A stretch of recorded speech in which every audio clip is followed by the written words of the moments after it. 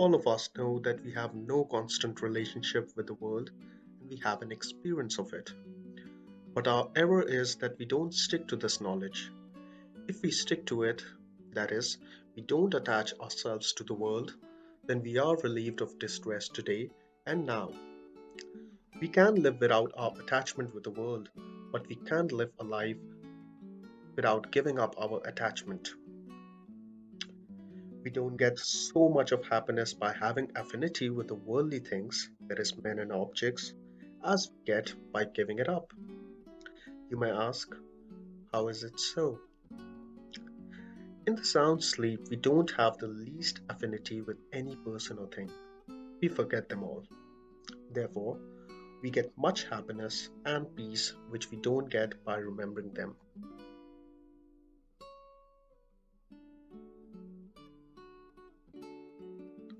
Now just think about it, that we've got the tendency to sleep since birth. At the time of sleep, we forget the world. We can't live even for 24 hours without the disinclination for the world. If a man is unable to sleep for several days, he may become mad. We don't get so much of diet from our relationship with the world as we get from sleep. On the other hand, we get tired by having relationship with the persons and objects.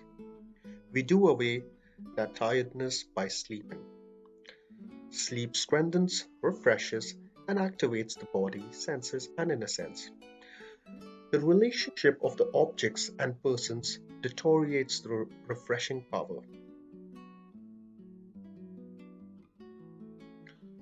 We have the tendency to sleep since childhood, but our relationship with the worldly objects does not continue. In childhood, we loved the toys. After that, in the youth, we started liking money. Now we don't like toys, but we love sleep in the same way as we loved it in the past.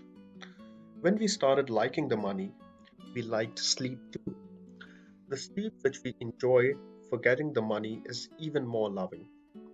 Now, after the marriage, you have started loving your wife, sons, and the family, and you spend money for them. But in order to have a sound sleep, you give up the company of your wife, sons, friends, and the family. Because of your infatuation with them, you commit several crimes such as falsehood, hypocrisy, dishonesty, theft, quackery, and cheating, etc. But in order to have a sound sleep, you give up all your kith and kin. In your old age, your infatuation increases very much, and you have a great affection for your grandsons and granddaughters, but you give them up for a sound sleep.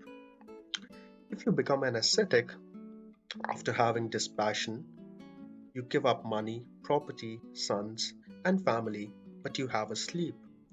You detach yourself even from detachment, renunciation, and asceticism when you sleep. It means that you love sleep in all circumstances.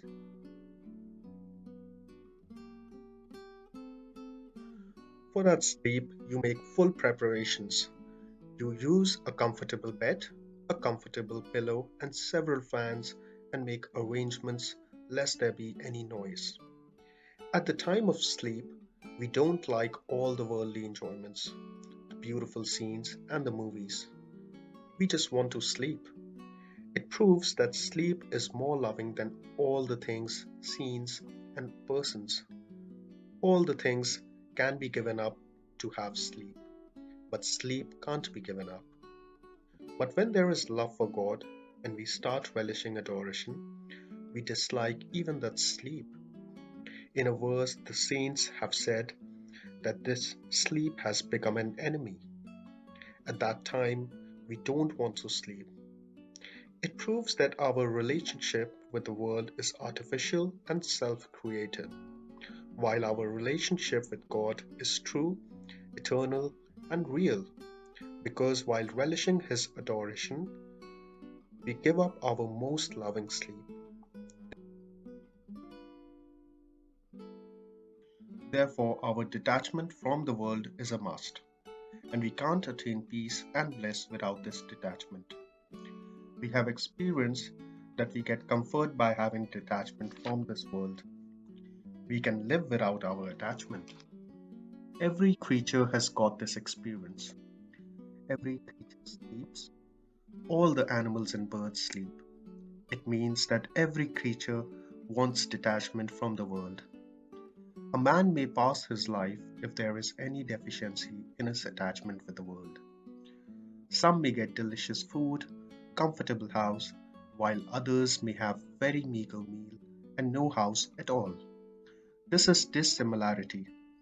Even the two men can't get similar comforts, but in sleep and in the separation from the world, all are equal. It is said that in the love of God's adoration, we forget sleep, hunger, and thirst, which are bare necessities of life. It means by giving up the true relationship, who will maintain the unreal relationship? Who will wish for the artificial relationship? The relationship with the world is that of the body, not our own. Our relationship with the world is assumed. If we give it up, we may get eternal joy today. To give up relationship does not mean that we have to go to the jungle or we have to become a saint. We have not to go anywhere.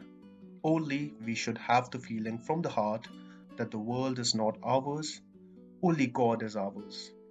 Our relationship with the things is to make their best use, and our relationship with the people is to serve them. But the people and the things are not for us. We have to serve the brother, brother's wife, mother, father, son, and wife, who are all called ours by the things we possess because the body is acquired from parents and they have brought it up. So serve them with the body. We have not to take anything from them. Nothing is ours. Their things have to be used in their service. We have got the right to make a good use of them. So we have to make a good use of them. This is known as the discipline on action. God, describing the discipline of action, has declared in the Gita, your right extends only to the performance of action. The fruit is never within your right.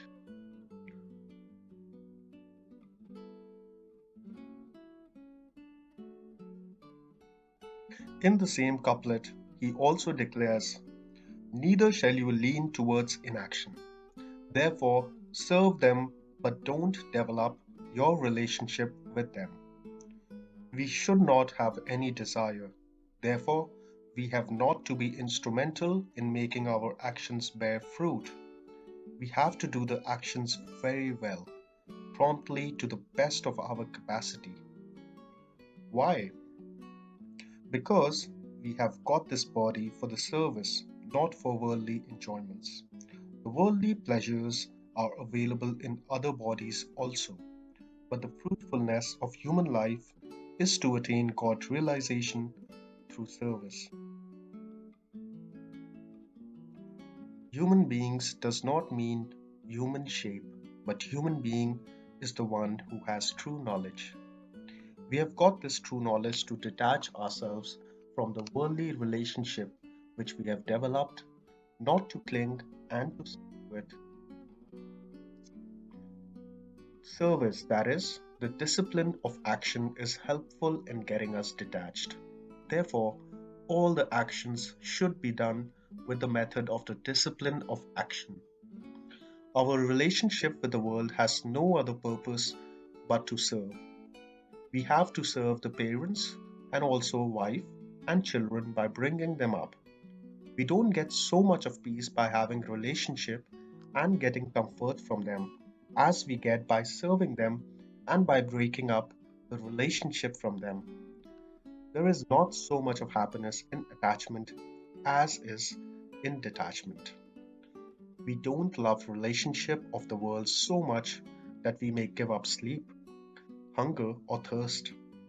But by having our relationship with God, we don't care for sleep, hunger and thirst. Narad,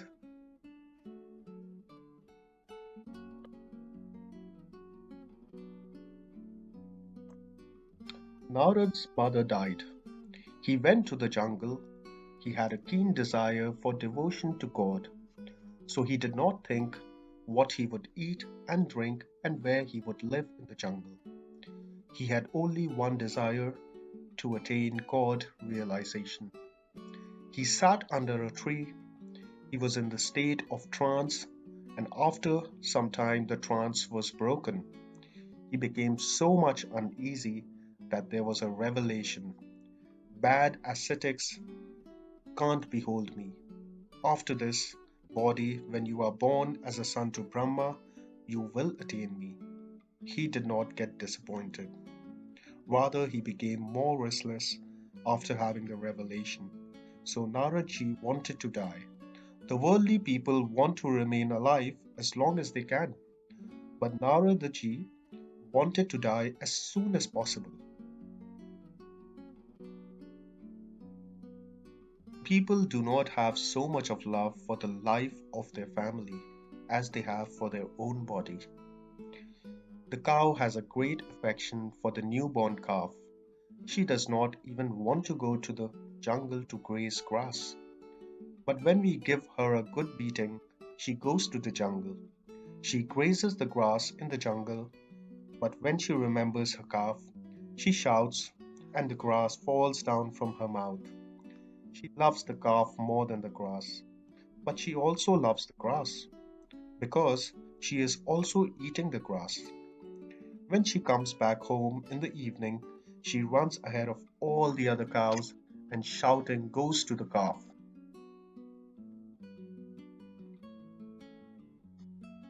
She loves and feeds the calf. Thus, she loves her body more than the calf and the grass, because when she is beaten with a stick, she does not care for the calf and the grass, but she loves her body the most. The second preference goes to the calf, and the third to the grass. Like an animal, a man also loves his body the most, but man has true knowledge, so he can divert his love from body to God because he knows that the body will not remain alive all the time. It always changes. Therefore, how can it live all the time? But God lives all the time and we are His fragment. We are His.